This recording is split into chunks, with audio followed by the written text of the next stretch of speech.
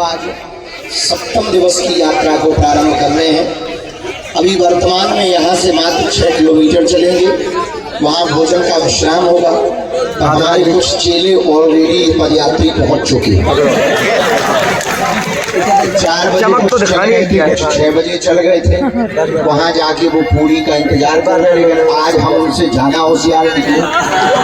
हमने फोन लगा के कह दिया कि जब तक हम न आए भंडारा नहीं खोलेंगे।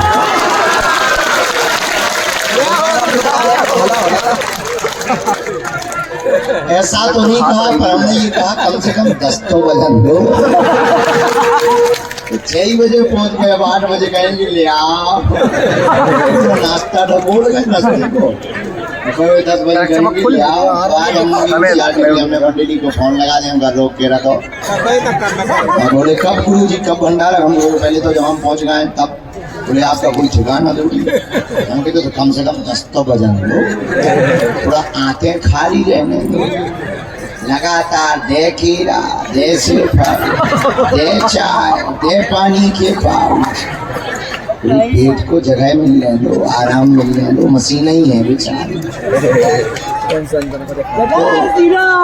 जय श्री राम। हम सब जो है आज की अभी जो प्रारंभिक पड़ाव है वो 6 किलोमीटर पे है। इसके बाद में सकरार जो पड़ाव है अपना वो सकरार में है।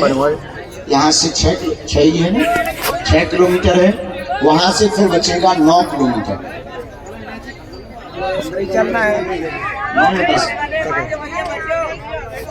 वहाँ से फिर 9-10 है। दूसरी यात्रा भी जल्दी शुरू करनी ताकि रात होने के पहले हम लोग वहाँ पहुँच जाएं। धक्का मुक्की से बचना है, बहुत धैर्यता और शालीनता पूर्वक हम सबको चलना है। हमने कल भी आपको निवेदन किया था, आज पुनः निवेदन करते हैं। हम सब हनुमान जी की सेना के बानर हैं। राम सेतु का पुल बना तो पुल में पत्थर लगे, पर पत्थरों को लाने के लिए बानर भालू लगे। सब बानर भालुओं ने अपनी अपनी भूमिका निभाई, हनुमान जी ने भी निभाई। तो बानर भालू भी लगे रहे, पर एक गिलहरी लगी है। गिलहरी क्या करे कि जाए अपनी चोंच में कुछ रेत के कण ले आए और पत्थरों के बीच में डाले। हनुमान जी नाराज हो गए, ए गिलहरी बीच में काम घूम रहे, अभी किसी बंदर का पैर पड़ जाएगा चपैया। गिलहरी ने कहा चुप रहो, हमें अपना काम करना है, हम भी सेवा कर रहे हैं। हनुमान जी बोले तुम कौन सा पत्थर लेके आ रहे? गिलहरी बोली पत्थर नहीं ला रहे पर रेत ला रहे। हनुमान जी बोले कितने ट्रक ले आएंगे? नहीं, गिलहरी बोली ट्रक नहीं लाए, पर एक एक रेत का कण भी बहुत होता है। हनुमान जी बोले एक एक रेत के कण में क्या हो जाए? अब कथा बड़ी है, पर जब हनुमान जी ये बात कर रहे थे तो हनुमान जी ने दबका दिया।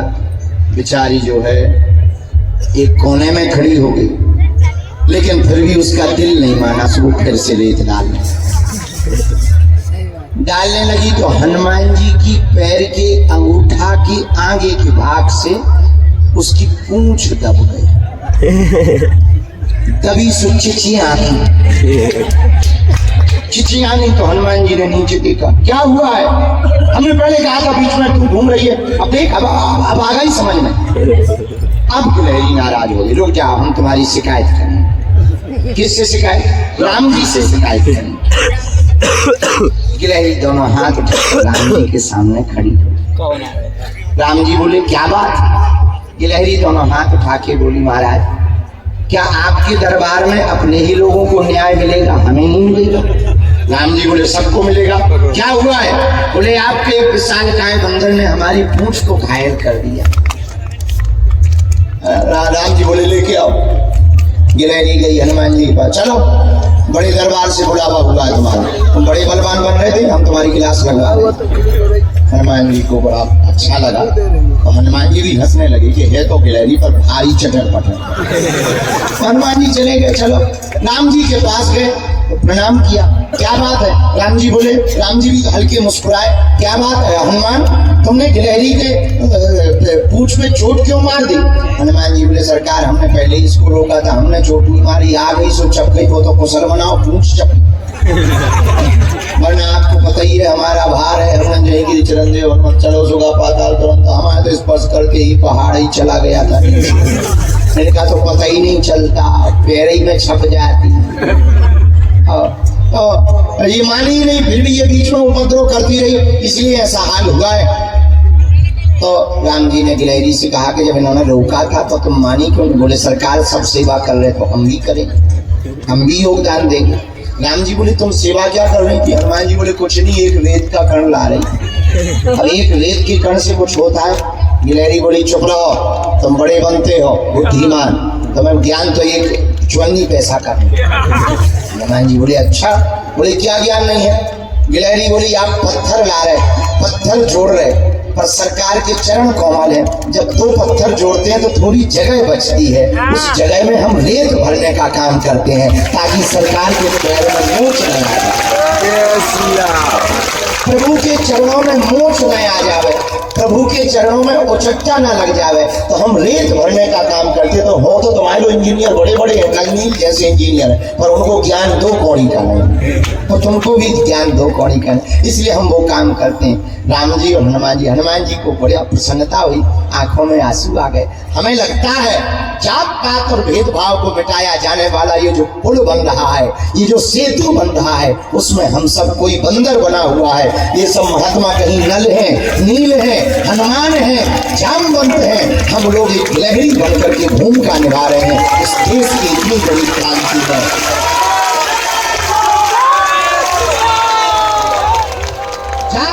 और भेदभाव को मिटाने के लिए हम लोग एक एक भूमिका निभा रहे हैं। और निश्चित रूप से जब राम सेतु बना था तब किसी ने नहीं सोचा था कि इतनी चर्चा होगी, पर आज तक गाया जाता है।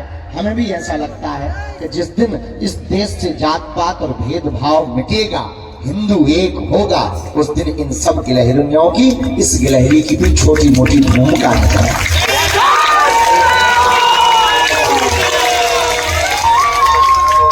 इसीलिए जात पात की करो विदाई, हम सब हिंदू, हम सब हिंदू। और हाँ, ये कोई ऐसी बात नहीं है कि हम आपने कोई नई बात छेड़ी, हमारे प्रभु श्री राम ने भी यही किया। निषाद राज को गले लगाए, केवट से चरण धुलवाए, सबरी के घर बेर खाए। विचार करो, अगर प्रभु सबरी के घर बेर ना खाते तो क्या इतनी कथाएं गाई जाती राम की? राम की महिमा तो अपरंपार है, प्रभु श्री राम है, उनकी महिमा का क्या कहना। और उनकी वो जैसे होता ना, लड़का सुंदर हो, डिठोला लगा दो काजल को, तो गोरे लड़के पर काला डिठोला और अच्छा लगता है। ऐसी रघुनाथ जी तो अद्भुत है, उनकी लीला अद्भुत है। उसमें भी अगर ये सबरी के घर बेर खा गए तो उनकी लीला के साथ उनके करुणामय स्वभाव का परिचय पूरी आपको पता चलेगा। तो ये राम जी ने भी किया, भगवान कृष्ण ने विदुरानी के घर पर भी किया कि भैया डीजे बंद करवा देना। भगवान श्री कृष्ण ने भी विदुरानी के घर साग खाकर के किया। इसी प्रकार अब हम हिंदुओं को भी अपनी संस्कृति को बचाने के लिए, अपने देश के हिंदुओं को जगाने के लिए ये पदयात्रा कर रहे हैं। जात पात की करो विदाई, हम सब हिंदू।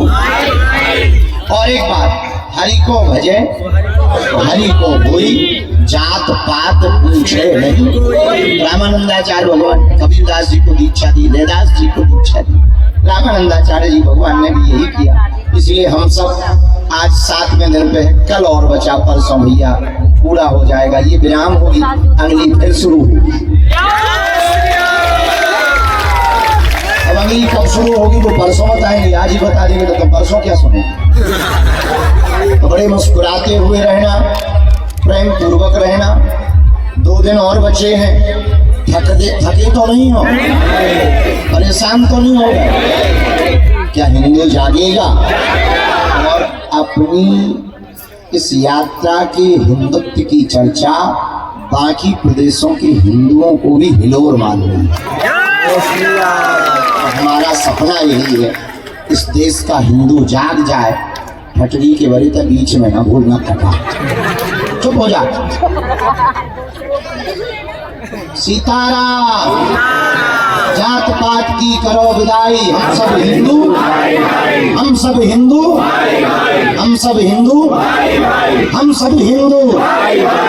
इसीलिए अब हम लोगों को गांव गांव से, परिवार में, समाज में ये बात संदेशा देना। हाँ उठे बैठ तो जाए यार, क्या खाया थोड़ा प्रसाद भैया इतना ही दे दो। कौन भेज रहे कौन ना जे है हमारी गाड़ी ये लेके जे है कहाँ भैया हमारे हमारी दाइयों को खाना लगे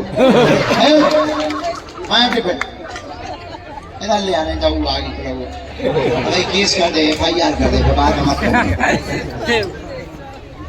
अच्छा ले जो है कक्का जो है तो रो।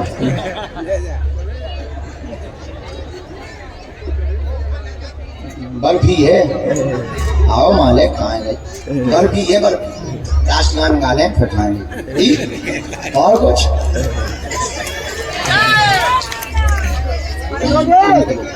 तो हम लोगों को गांव गांव में भेदभाव मिटाने के लिए संकल्प लेना है।